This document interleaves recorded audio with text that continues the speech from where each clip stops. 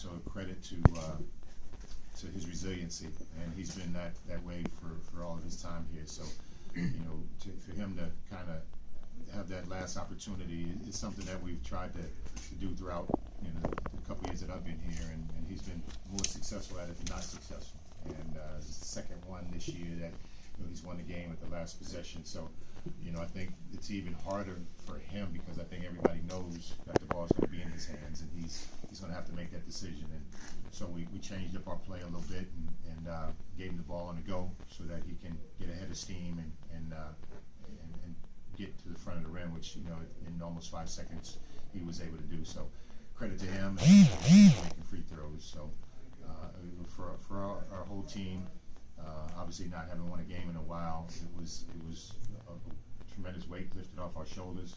Could not have done it without both our contribution as well as Levi Cook. I thought they gave us tremendous minutes off the bench with foul trouble, and so just happy for us to get a win. Those were the adjustments you made. You were down 14 early, and that 30-9 run. Yeah, the fortunate part of foul trouble was we went to zone, and I thought it worked. So I went and kept it going with three-quarter court pressure to zone, and I think the thing it did was sometimes what happens to us, it took a little bit of their offensive rhythm away, and they were playing with great rhythm.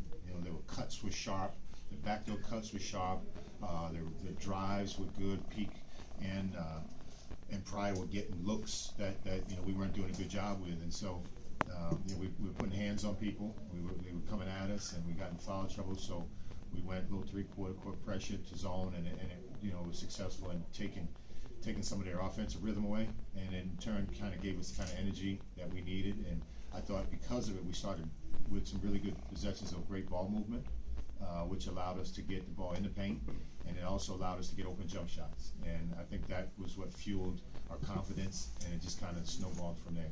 Was taking Peak away as a plan coming in, and how were you able to do it? You only I didn't hear what you said. Taking Peak away, was that the plan? You only attempted 6 shots at the thing that I noticed about them all year is through good times and bad times, Rodney Pryor has been a load to handle. He shoots a high percentage. He shoots at all 3 levels and scores. That's why he's a really good player and their leading scorer.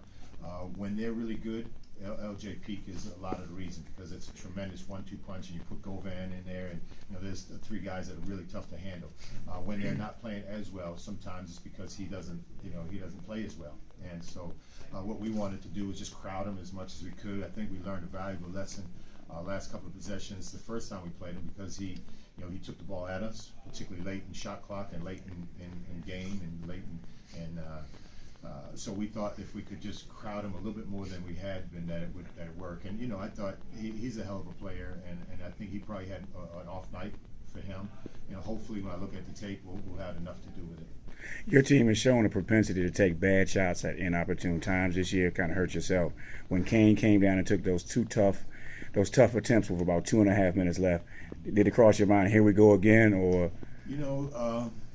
Not here we go again. Just my concern was just probably, to piggyback what you said, just getting quality offensive possessions. And the shot we end up with is the shot we end up with. And it would be good if, in fact, we were running quality offense. And when he took those shots, it was late in the shot clock. I would prefer that he drove the ball, but he step back 3, which he does, and has made some of those shots. So I understand why, but it's not the highest percentage shot for him or for us.